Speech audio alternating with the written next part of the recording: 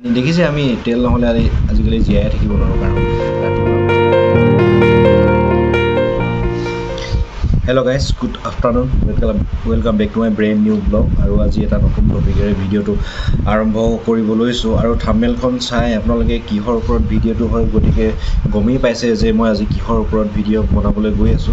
তো সকলোৱে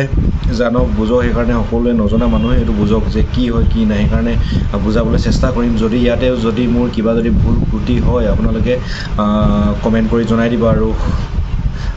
কিবা এটা ভুল হলে আপোনালোকে শুধৰাই দিব বুলি আশা থাকিল তো বেছি দেৰি নকৰি বলক ভিডিওটো আজি আৰম্ভ কৰি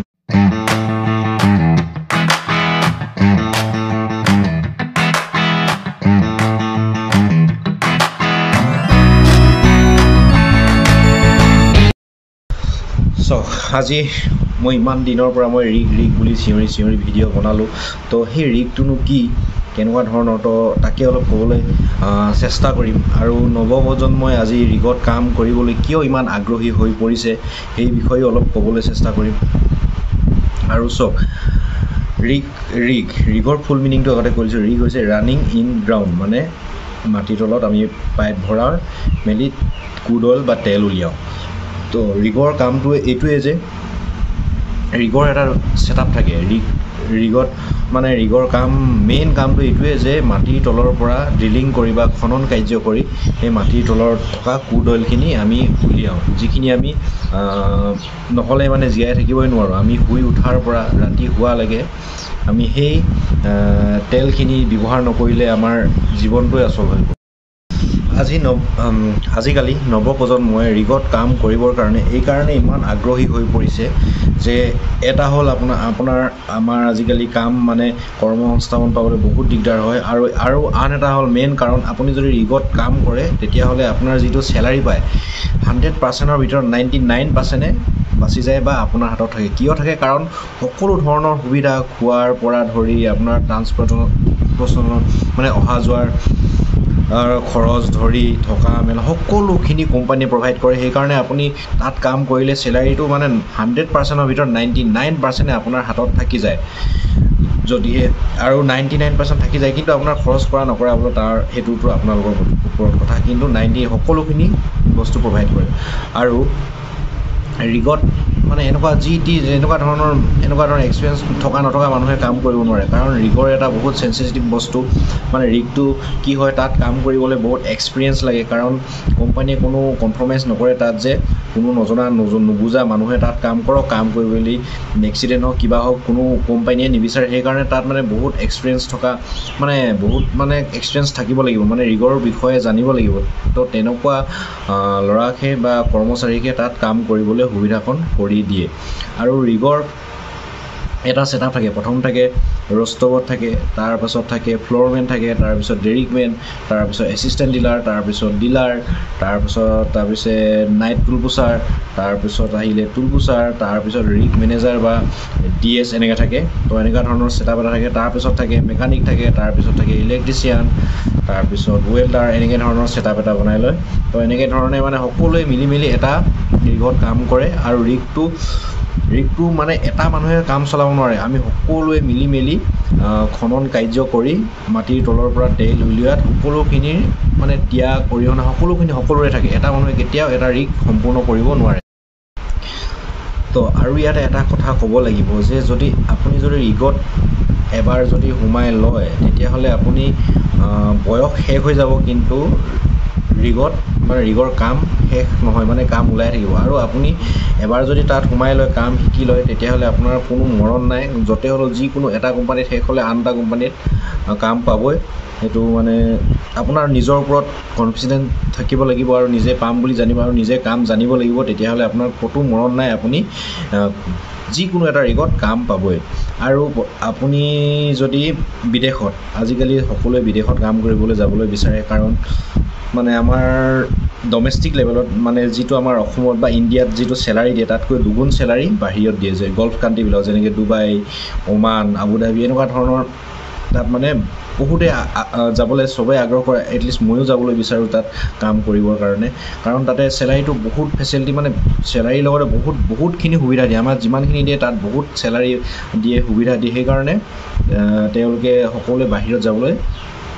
বিচাৰে কাৰণ আপুনি যদি তাত বাহিৰলৈ যাবলৈ বিচাৰে অকল বিচাৰিলেতো নহ'ব আপোনাৰ এক্সপিৰিয়েঞ্চ লাগিব কাম কৰিব জানিব লাগিব সেইকাৰণে আপুনি ডমেষ্টিক লেভেলত মানে নিজৰ ইণ্ডিয়াতে নিজৰ অসমত চলি থকা ৰিগবিলাকতে কাম কৰি মেলি এক্সপিৰিয়েঞ্চবিলাক গোটাওক আপুনি কামবিলাক শিকক তাৰপিছত বাহিৰলৈ যাব পাৰিব কিয়নো তাততো আৰু বহুত মানে চাব আপুনি কাম কৰিব জানে নাজানে এক্সপিৰিয়েঞ্চ ইণ্টাৰভিউ হ'ব তাৰপিছতে যাব এনেই মানে আপোনাক পটককৈ তালৈ লৈ নাযায় কাৰণ বহুত এটা ৰিক এটা গম পাইছে এটা কিমান ডেঞ্জাৰ বস্তু তাত মানে প্ৰতিটো ক্ষেত্ৰতে বিপদ নহয় আৰু মানে ডেঞ্জাৰ কাম সকলো মানে ৰিক্সি জব হয় সেইকাৰণে তাত আপুনি এটা এক্সপিৰিয়েঞ্চ লৈ যাব লাগিব কাম জানিব লাগিব আৰু ইয়াৰ মাজতে আপোনালোক এটা ক'বলৈ বিচাৰিছোঁ যে থাকি গৈছে ক'বলৈ যে ৰিগত ছেফটি অফিচাৰ এজন লাগে কাৰণ জানেই আৰু আমাৰ ইয়াত কি হয় বহুত মাইন্সৰ ভিতৰত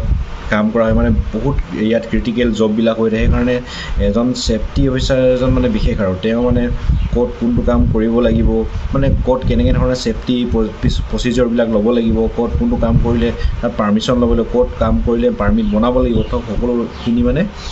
ছেফটি অফিচাৰজনে ক'ব আৰু ছেফটি অফিচাৰজনে বিভিন্ন ধৰণৰ ট্ৰেইনিংবিলাক দিব আমাৰ যেনে ফায়াৰ ডিল হওক BOP ডিল হওক এনেকুৱা ধৰণৰ জুই লাগিলে ক'ত কেনেকুৱা ধৰণৰ একশ্যন ল'বলৈ সকলোখিনি ছেফটি অফিচাৰজনে ক'ব শিকাব তেনেকুৱা ধৰণৰ তাৰমানে ৰিগ এটাত ছেফটি অফিচাৰজনৰ খুব ইম্পৰ্টেণ্ট মানে খুবেই ছেফটি অফিচাৰ এজন লাগিবই আৰু ইয়াতে ক'বলৈ মই থাকি গৈছিলে সেইটো প্ৰথমতে ক'ব লাগিছিলে কিন্তু ইয়াতো কৈ দিছোঁ ৰিগ মানে দুই প্ৰকাৰ ডিলিং ৰিগ দুই প্ৰকাৰ এটা হৈছে অনচৰ এইফালে দেখিছে অনচৰটো আমি যিটো এতিয়া কৰি আছোঁ আৰু এইফালে আছে অফচৰ যিটো পানীৰ মাজত হয় দুইটাৰ কাম একেই কিন্তু দুইটাৰ কাম একেই যে খনন কাৰ্য কৰি মাটিৰ ভূগৰ্ভৰ তলৰ পৰা ক্ৰুড অইল ওলোৱা তেল ওলোৱা দুইটাৰ কাম একেই আৰু এটা 3 নম্বৰতে আহিছে আমাৰ ৱৰ্ক অভাৰ ৰিগ যিটো মানে যিবিলাক অইল ধৰি লওক জাম হৈ গ'ল মানে বহুত বছৰ আগত ডিলিং কৰিলে কিন্তু প্ৰেছাৰ মানে কম হৈ গ'ল তেল নোলোৱা হৈ গ'ল কিন্তু সেইবিলাকত মানে যাতে আকৌ ৰিফ্ৰেছ কৰি মানে আকৌ সেই অইলটো জীৱিত কৰিবৰ কাৰণে সেই ৱৰ্ক অভাৰ ৰিগবিলাক ব্যৱহাৰ কৰা হয় দেখাই দিছোঁ ছবিত এইটো চাই লওক ছাইডত দিছোঁ যে এইটো ৱৰ্ক অভাৰ ৰিগ আৰু ইয়াতে আৰু এটা কথা কওঁ যে যিবিলাক মানে আমাৰ সাগৰৰ মাজত চলি থকা ৰিগ সেইবিলাকত কাম কৰা আৰু মাটিৰ ওপৰত কাম কৰা আৰু পানীৰ ওপৰত কাম কৰা সেইটো মানে বহুত পাৰ্থক্য আছে আমাৰ যিবিলাক মাটিৰ ওপৰত ৰিগবিলাক থাকে সচৰাচৰ আমি কৰি আছোঁ সিয়াত মানে ইমানখিনি ট্ৰেইনিং দিয়া নহয় দিয়ে একো নিদিয়ে বুলি কোৱা নাই যে মই বহুতখিনি ট্ৰেইনিং দিয়ে কিন্তু অফচৰত পানীৰ ওপৰত কাম কৰাটোৱে বেলেগ আৰু সিয়াত বহুত ধৰণৰ ট্ৰেইনিং দিয়ে বহুত মই আজিলৈকে কৰি পোৱা নাই দেখাও নাই আজিলৈকে হ'লেও শুনিছোঁ গতিকে আপোনালোকক যিসকলে নাজানে একেবাৰে সেইকাৰণে তেওঁলোকক অৱগত কৰিব বিচাৰিছোঁ যে তেওঁলোক মানে যিবিলাক মানে অফচৰ সাগৰত কাম কৰে তেওঁলোকক এটা বিশেষভাৱে ট্ৰেইনিং দিয়া হয় 3 মাহ 4 মাহৰ এনেকুৱা ট্ৰেইনিং দিয়ে নেকি মই ইমান ভালকৈ নাজানো বাৰু ভুল হ'লে ক্ষমা কৰিব ইমান ট্ৰেইনিং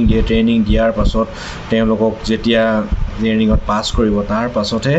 আপোনাক তালৈ লৈ যাব তাত কাম কৰিব দিব আৰু তাততো বহুত চেলাৰী দিয়ে যিবিলাক আমি মাটিত কাম কৰোঁ তাৰ সাগৰত বহুতখিনি পাৰ্থক্য নহয় জানো তাত বহুত ইয়াত যিমান ডেঞ্জাৰ মাটিত কাম কৰাটো তো তাত আৰু ডেঞ্জাৰ সেইকাৰণে বহুত মানে বিশেষভাৱে তাত ট্ৰেইনিং দিয়া হয় অফচৰত কাম কৰি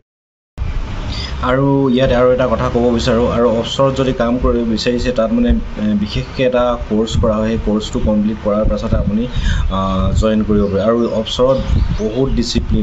ডিচিপ্লিন হৈ কাম কৰিব লাগিব আৰু যিবিলাক মানে আমি অঞ্চলত কিছুমান হ'লেও হৈ যাব এনেকুৱা আৰু এইটো কোৱা নাই যে মই যিবিলাক মাটিৰ ওপৰত কাম কৰে তাত ডিচিপ্লিন হয় আমি তাতো ডিচিপ্লিন সকলো নিয়ম সময় সকলোবিলাক মানি ল'বলগীয়া হয় কিন্তু অফচৰত সাগৰৰ ওপৰত তাতকৈ দুগুণ তাত নিয়মবিলাক মানিবলগীয়া হয়